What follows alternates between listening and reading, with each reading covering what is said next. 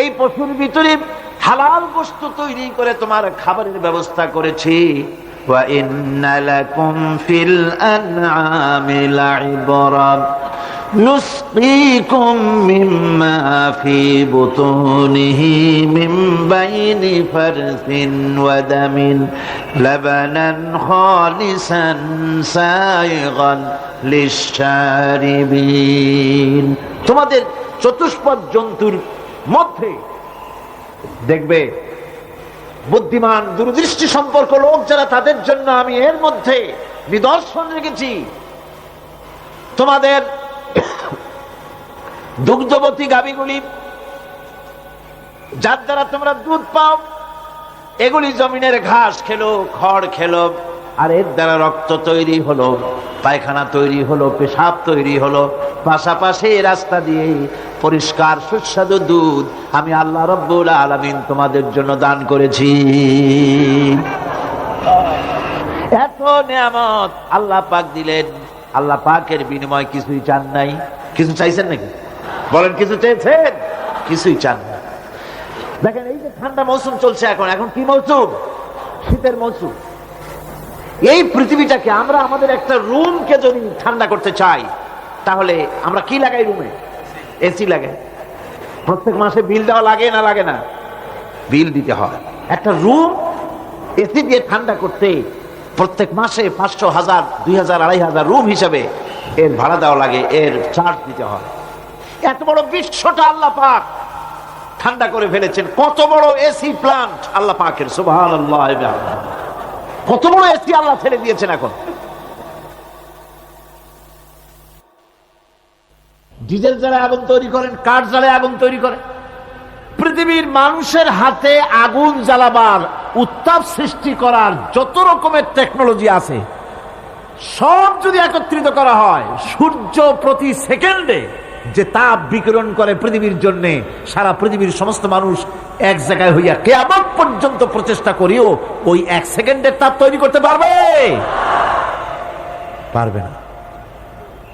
সুতরাং আল্লাহ রাব্বুল আলামিন তিনি বিরাট নিয়ামত রেখেছেন সব জিনিসের মধ্যে। এই নিয়ামতগুলি বুঝতে হবে, এগুলি বুঝতে হবে। এই জন্য আল্লাহ রাব্বুল আলামিনের নবী বলেছেন, আল্লাহর সৃষ্টি জগতের উপরে, তার সৃষ্টি নৈপুণ্যতার উপরে কেউ যদি গবেষণা করে, চিন্তা করে 1 ঘন্টা, আল্লাহ পাক তার আমলনামায় 60 বছরের নফল ইবাদতের সওয়াব লিখে দিবেন। কি সোজা কথা। চিন্তা করতে হবে, গবেষণা করতে হবে, আল্লাহ পাক কি নিয়ামত দিয়েছেন। ওয়ামা বিকুম মিন নি'মাতিন ফামিনাল্লাহ। যত নিয়ামত আমরা পেয়েছি সব কার কাছ থেকে? জোরে সোরে চিল্লায় কোন, কার কাছ থেকে? সমস্ত নিয়ামত এসেছে আল্লাহ পাকের কাছ থেকে। আল্লাহ রাব্বুল আলামিন বলেন, তিনি হচ্ছেন রহমান।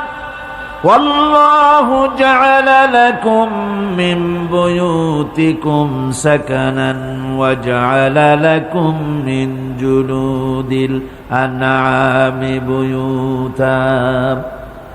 আল্লাহ পাক বলছেন, তোমাদের জন্য তোমাদের ঘরসমূহকে আল্লাহ পাক স্থিতি লাভের, স্বস্তি শান্তি লাভ করার জন্য আল্লাহ পাক একটা স্থান করে দিয়েছেন, জায়গা করে দিয়েছেন। আমরা যে ঘর বানাই, এই ঘর বানাবার পেছনে আল্লাহ পাকের কত বড় নিয়ামত। ঘর একটা বানাতে হলে খুঁটি লাগবে। খুঁটি কোত্থেকে আসছে? বলেন কোত্থেকে? গাছের থেকে খুঁটি পেয়েছেন। কিসের থেকে পেয়েছেন? গাছ কাঠ। শুধু খুঁটিতে ঘর হবে না, এরপরে খুঁটি হয়ে গেল, চাল লাগবে। চাল দেবেন কি দিয়ে? খড় দিয়া দেন, টিন দিয়া দেন, টালি দিয়া দেন, যা দিয়া দিবেন সেটা হচ্ছে কার, জোরে কর। শুধু খুঁটি আর চাল হলে হবে না, বেড়া লাগবে, দরজা লাগবে, জানালা লাগবে, যা কিছু দরকার। আল্লাহ বলেন, তোমার এই শান্তির ঘরটার পেছনে আমার নিয়ামত, আমার রহমত কাজ করেছে। আবার শীত প্রধান দেশে, যেখানে বিল্ডিং এও কাজ হবে না, যেখানে ঘর বানাতে হলে কাঠখড়ির ঘর দিয়েও কাজ হবে না, এত প্রচন্ড শীত, সেইখানে আল্লাহ পাক পশুর চামড়া দিয়া ঘর বানাবার জন্য মানুষের মাথায় আল্লাহ পাক বুদ্ধি দান করে দিয়েছেন।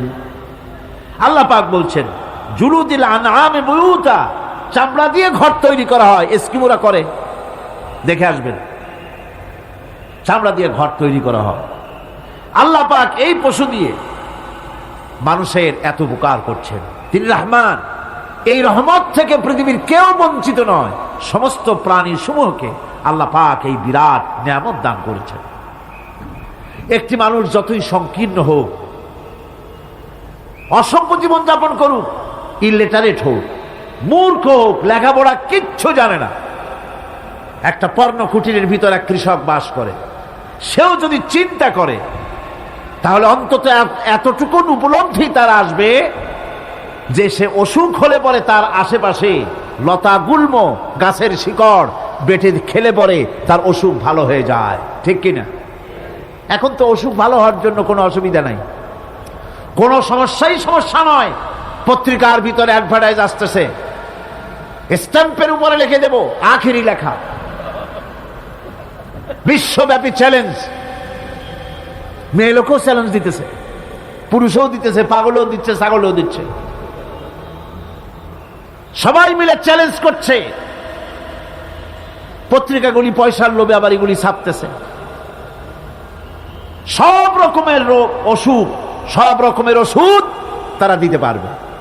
তেইশ যদি হয় তো খামাখা আমাদের মেডিকেল কলেজ রাইখা লাভ কি? বিজ্ঞাপন দিয়া যদি ওষুধ বিক্রি করা হয়, কেমন গভর্নমেন্ট আমি বুঝি না।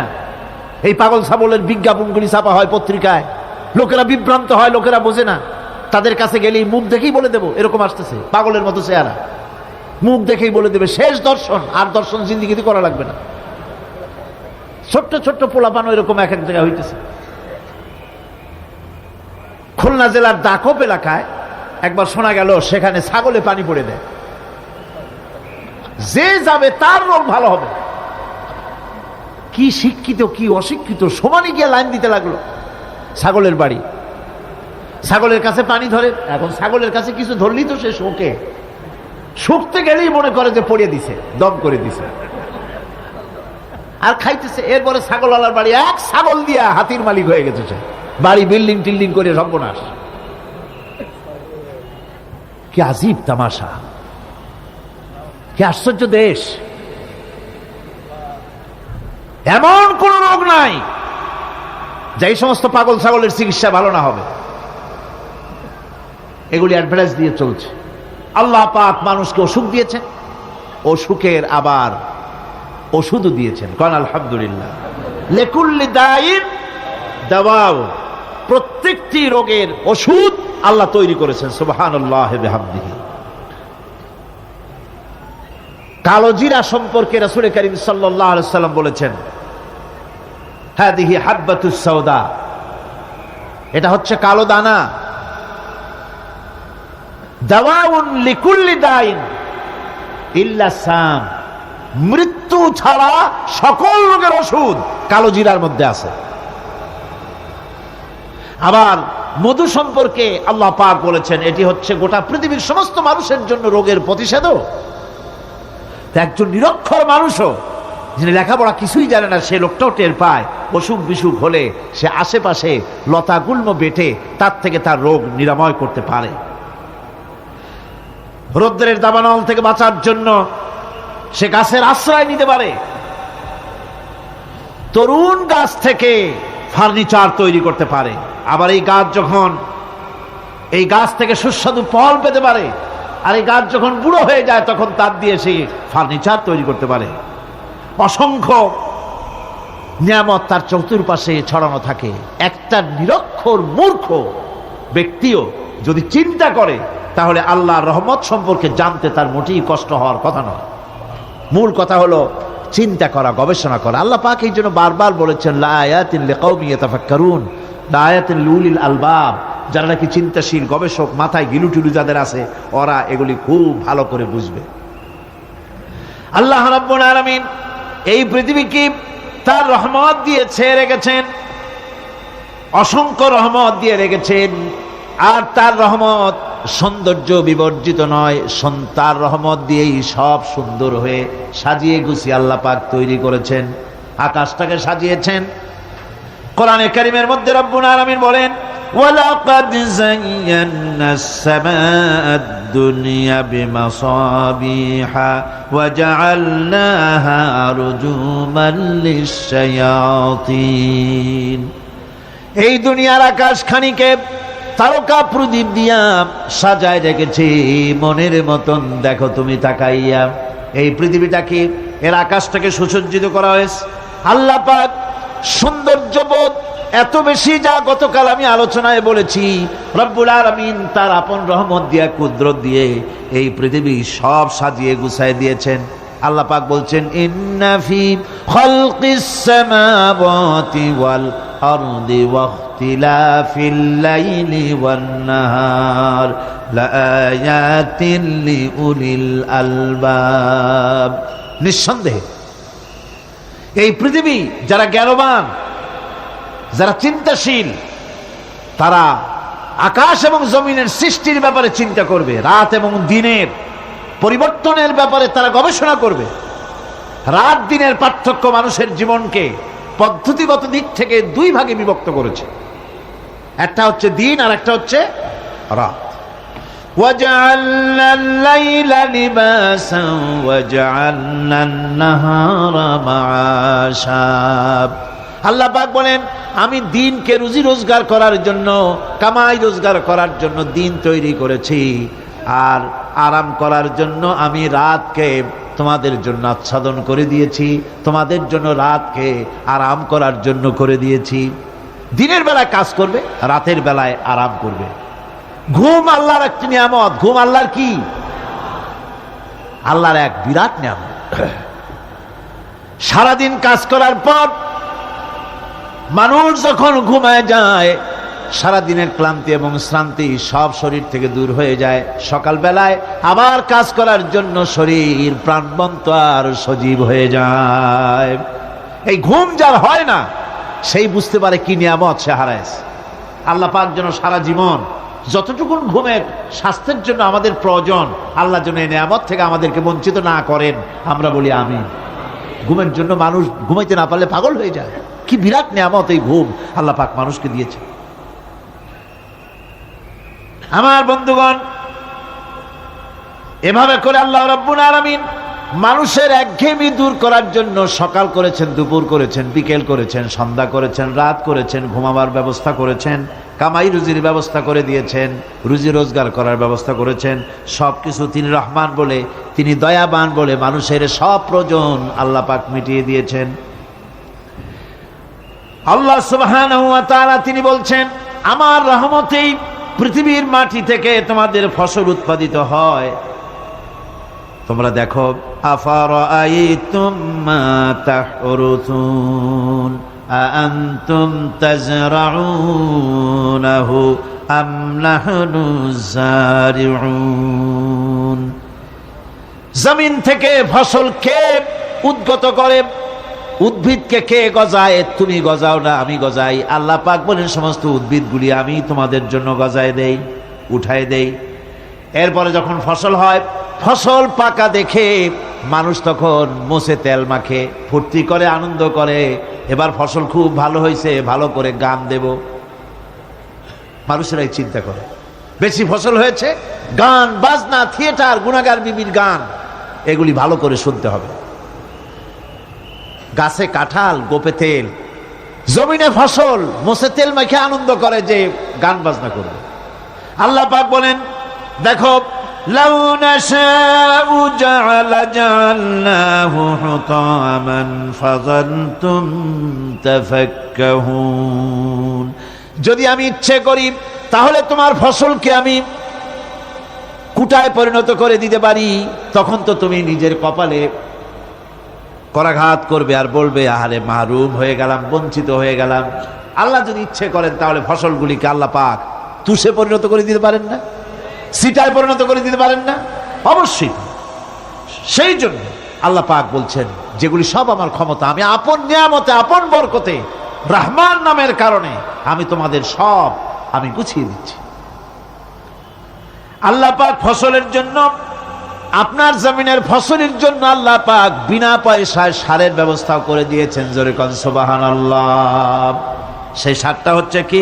ওয়া মিন আয়াতিহি আইয়ুরিকুমুল বারকা খাউফান ওয়া তামআম ওয়া ইউনাজ্জিলু মিনাস সামাই মা। আল্লাহ পাক বলেন, আমি আমার নিদর্শনাবলীর ভিতরে এটা হচ্ছে নিদর্শন যে আকাশে বিদ্যুৎ চমকায়, মেঘের গর্জন আর বিদ্যুতের চমক, এ সবগুলি আমার নিদর্শন। বৃষ্টির পানির সাথে এগুলি এসে জমিনের ফসলকে বৃদ্ধি করে দেয়। জোরে বলেন সুবহানাল্লাহ। কৃষিবিদরা বলেছেন, যে বছর আকাশে যত বেশি বিদ্যুৎ চমকায় সে বছর জমিনের ফসল তত বেশি বৃদ্ধি পায়। বিনা পয়সায় এ ধরনের আল্লাহ পাক ব্যবস্থা করে দিচ্ছেন। এরকম দরিয়ার মাছ, গোশত, তরি তরকারি, ফল, মৌসুম উপযোগী যা কিছু প্রয়োজন এ সব কে দিচ্ছেন? বলেন না, কে দিচ্ছেন? ওয়ামা মিন দাব্বাতিন ফিল আরদি ইল্লা আলাল্লাহি রিজকুহা। এই পৃথিবীর মুখে এমন কোন বিচরণশীল জীব নাই যে জীবের রিজকের দায়িত্ব আল্লাহ পাক নিজ হাতে গ্রহণ করেন নাই।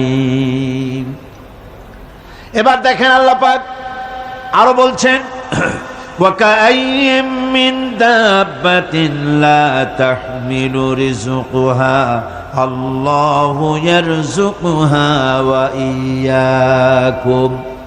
বহুত প্রাণী এমন আছে যে প্রাণীরা রিজেককে সঞ্চয় করে না। আমাদের রিজক তো সঞ্চয় করা আছে, আমাদের ব্যাংকে টাকা আছে, গোলায় ধান আছে, চাউল আছে, আছে কিনা? কম থাকুক বেশি থাকুক আছে তো। কিন্তু পৃথিবীতে এমন বহু প্রাণী আছে যাদের কোনো সঞ্চয় নাই। এই ধরনের অসংখ্য প্রাণীকে আল্লাহ রাব্বুল আলামিন বলেন, এ ধরনের অসংখ্য প্রাণীকে আমি আল্লাহ রাব্বুল আলামিন তাদের খেতে দেই। সকালবেলায় খালি পেট নিয়ে সমস্ত প্রাণীগুলি ঘর থেকে বেরিয়ে যায়, পানি থেকে, গর্ত থেকে, জঙ্গল থেকে সব বেরিয়ে গেল ক্ষুধার্ত পেটে। আবার বিকালবেলা পর্যন্ত সারাদিন তাদের আহার জোগাড় করে তাদের পেট ভরাইয়া সবগুলিকে আপন আপন গৃহের মধ্যে আমি আল্লাহ ফিরায় দেই।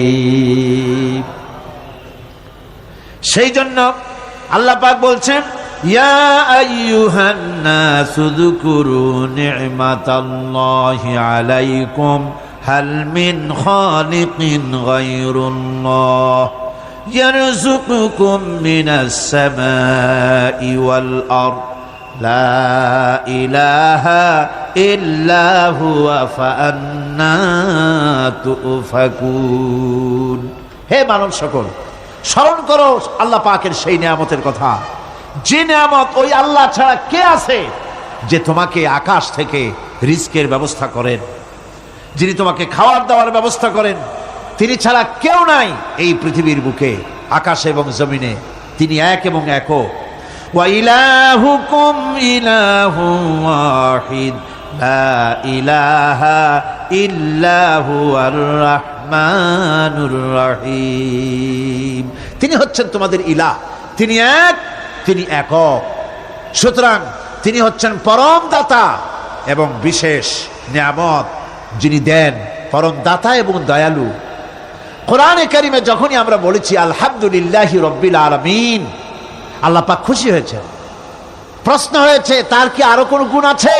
জবাবে বলেছি আর রহমানির রহিম, তিনি পরম দাতা, তিনি দয়ালু। সুবহানাল্লাহি ওয়া বিহামদিহি, তিনি রহিম। পরকালে কিয়ামতের ভয়াবহ দিনে বান্দার জন্য তিনি রহিম হবেন। দুনিয়ায় তো অবারিত উন্মুক্ত হস্তে সকলকে দিচ্ছেন, আর কিয়ামতের দিন আল্লাহ পাক রহিম হবেন তার বান্দাদের জন্য। কোরআন বলছে তিনি হচ্ছেন রহমান, মানুষের জন্য তিনি রহমত দেন। তার দয়া অফুরন্ত, এত দয়া যে তিনি যদি প্রত্যেক কথায় কথায় আমাদেরকে শাস্তি দিতেন তাহলে আমাদের বাঁচার কোনো পথ ছিল না। ঠিক কিনা কন? কোরআনে কারীমে আল্লাহ পাক বলেছেন, ওয়ামা আসাবাকুম মিন মুসিবাতিন ফাবিমা কাসাবাত আইদিকুম ওয়া ইয়াফু আন কাসীর। তোমাদের উপরে যত বিপদ আসে সমস্ত বিপদগুলি তোমাদের হাতের কামাই করা, নিজেদের রোজগার করা, তোমাদের নিজেদের হাতের কামাই করা। ওই হাতের কামাই করার কারণে সেগুলির জন্য যে আযাব হওয়া উচিত ছিল আমি অনেকগুলি ক্ষমা করে দেই। আমি অনেকগুলি ক্ষমা করে দেই। সব তোমাদের হাতের কামার জন্যই বিপদ হয়, আর অনেকগুলি তো আমি ক্ষমা করে দেই। কথায় কথায় যদি প্রত্যেকটা ব্যাপারেই শাস্তি দিতাম, তাহলে পৃথিবীতে শ্বাস ফেলার সময় তোমরা পেতে না। আল্লাহ পাক হচ্ছেন সেজন্য রহমান, আর তিনি রাহিম। কিয়ামতের দিনের জন্য এই পৃথিবীতে মানুষ গুনাহ করা স্বাভাবিক। গুনাহ করা স্বাভাবিক কিনা কন? সব মানুষই গুনাহ করে। এই গুনাহগার যত বড় গুনাহগার হোক না কেন, গুনাহগার যখন তওবা করে, তওবার অনুভূতি যখন আসে এবং সে যখন অনুশোচনা করে, তখন তার অপরিসীম দয়া সেই অনুশোচনাকে কবুল করে নেয়। অনুশোচনার এক বিন্দু অশ্রু গুনাহগারের অনাচারের সমস্ত